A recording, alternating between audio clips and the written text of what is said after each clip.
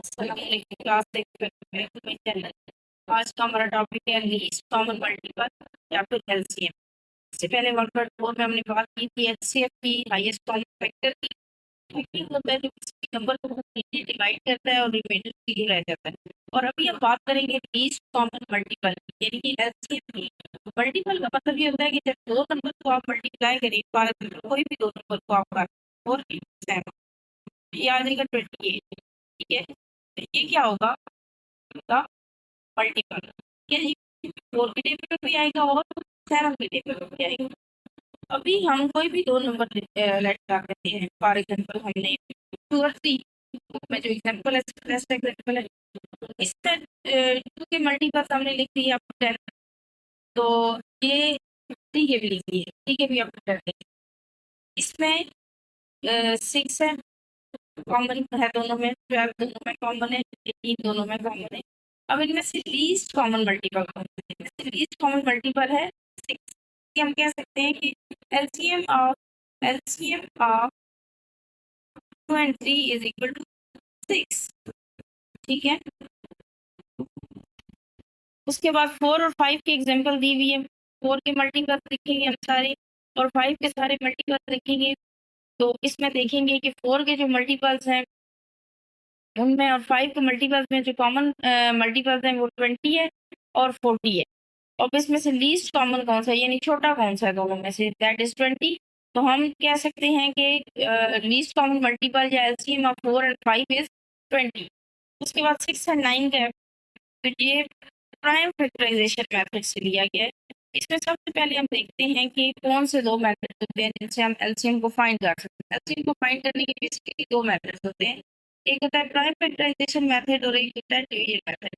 अब जो prime factorisation method होता है उसमें हम क्या करते हैं कि जो भी नंबर हमें दिए जाते हैं, 2 नंबर दिए जाए, 3 दिए जाए, तो उसमें वो सारे नंबर्स जो हैं उनको उनके प्राइम फैक्टर्स में डिवाइड किया जाता है। मैंने आपको बताया था पहले एक वीडियो के अंदर, prime numbers are those number which don't have any other factor than 1 and the number itself। यानी कि वो वाले नंबर्स होते हैं जिनके दो ही फैक्टर्स होते हैं, या तो वो नंबर खुद होता है और या फिर दूसरा फैक्टर उनका 1 होता है। ठीक है, इस तरह से जैसे 30 है तो उसको हमने प्राइम नंबर्स के अंदर डिसॉल्व कर लिया।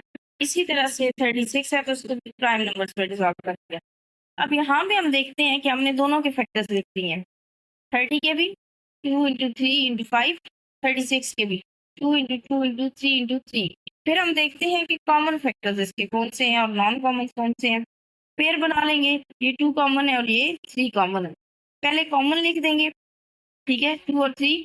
तो फिर नॉन कॉमन कौन से हैं, 2 है, ये 3 है और ये वाला 5 है। यानी कि आप आसान से बाद में कह इनकी पेयरिंग बना देते हैं और जिनकी पेयरिंग नहीं बनती उनको भी लिख देते हैं। इनको आपस में हम मल्टीप्लाई करते हैं और फिर ये क्या आ जाता है, आंसर आ जाता है। इसको हम क्या कह सकते हैं कि ये दो नंबर्स का एलसीएम। ये दो नंबर्स है तो इनको ऐसे लिखेंगे, अगर 3 नंबर्स होंगे तो उनको भी ऐसे लिखेंगे। तीसरे नंबर का प्राइम फैक्टर बनाएंगे प्राइम फैक्टराइजेशन मेथड से और उसके बाद फिर इसको क्या करेंगे, इनको फैक्टर्स के अंदर चेंज कर देंगे। Next one is division method. इसका डिवीजन मेथड एचसीएफ के डिवीजन मेथड से थोड़ा सा डिफरेंट होता है। इसमें हम जो भी फॉर एग्जांपल हमें 30 और 36 को ही हम कंटिन्यू करेंगे, इन दो नंबर्स को हम एक ही नंबर पे डिवाइड करेंगे जिसमें ये दोनों आ जाएंगे। अब ये 2 के टेबल में दोनों आते हैं, 2 15 या 30 और 2 18 या 36। फिर ये दोनों नंबर्स 3 के टेबल में आते हैं, ठीक है जी, 3 5 या 15 और 3 6 या 18। अब फर्दर हम इसकी डिवीजन रोक देंगे। इसकी रीज़न ये है कि ये दोनों नंबर्स जो हैं वो एक टेबल के अंदर नहीं आते, क्योंकि 5 तो है ही प्राइम नंबर और 6 तो डिवाइड करने की ज़रूरत नहीं है। अब आप इन सारे नंबर्स को आपस में मल्टीप्लाई कर रहे हैं, ये रिलेटिवली थोड़ा सा आसान है मेथड। 2 इंटू 3 इंटू 5 इंटू 6, तो इनका आंसर आ जाएगा 180।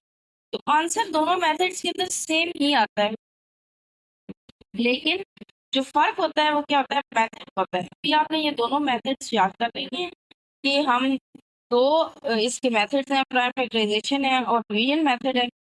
और फिर हम नेक्स्ट वीडियो के अंदर इंशाल्लाह एक्सरसाइज 1.5 सॉल्व करना। Thank you very much.